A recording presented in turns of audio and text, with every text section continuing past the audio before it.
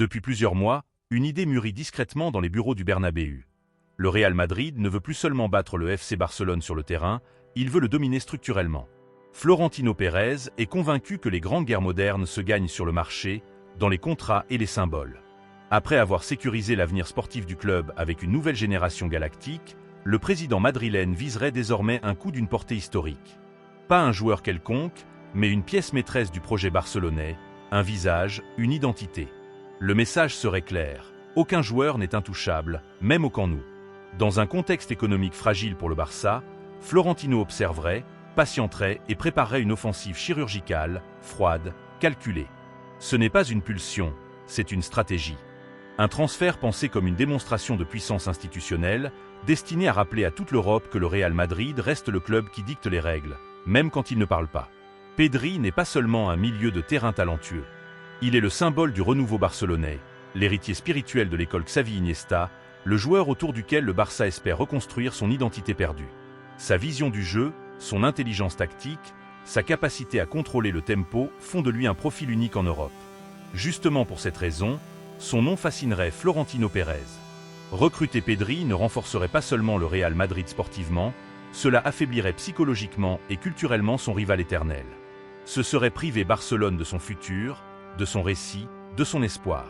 À Madrid, certains verraient en lui la pièce parfaite pour incarner un Real plus dominateur techniquement, capable de contrôler les matchs autrement que par la verticalité pure.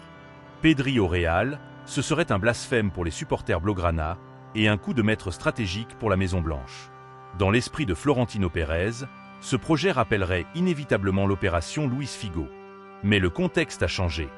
Aujourd'hui, il ne s'agit plus de payer une clause de manière brutale, mais de profiter d'un environnement économique tendu, d'une pression institutionnelle constante et d'un timing parfait.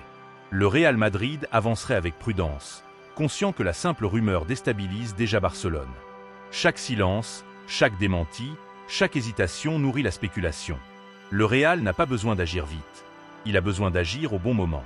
En interne, certains parlent d'un dossier à moyen terme, pensé pour un été précis, lorsque les conditions financières et sportives convergeront. Cette patience est une arme. Elle transforme le transfert en feuilleton, en poison lent pour l'adversaire. Et si l'opération aboutissait, elle deviendrait l'un des plus grands séismes de l'histoire récente du football européen. Si Pedri venait à rejoindre le Real Madrid, l'impact dépasserait largement le cadre de la Liga. Ce serait un message envoyé à tous les grands clubs. Le Real peut recruter n'importe qui, n'importe où, même chez son pire ennemi. Barcelone perdrait plus qu'un joueur, il perdrait une part de son identité et de sa crédibilité. Le rapport de force historique s'en trouverait encore plus déséquilibré. Pour la Liga, ce serait un choc médiatique mondial, relançant une rivalité parfois en perte d'intensité sportive. Pour le Real, ce serait l'ultime confirmation d'un pouvoir intact.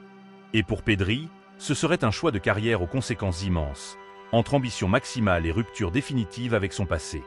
Plus qu'un transfert, ce projet incarne une vérité brutale. Dans le football moderne, les victoires les plus décisives ne se jouent plus uniquement sur la pelouse, mais dans l'ombre des négociations.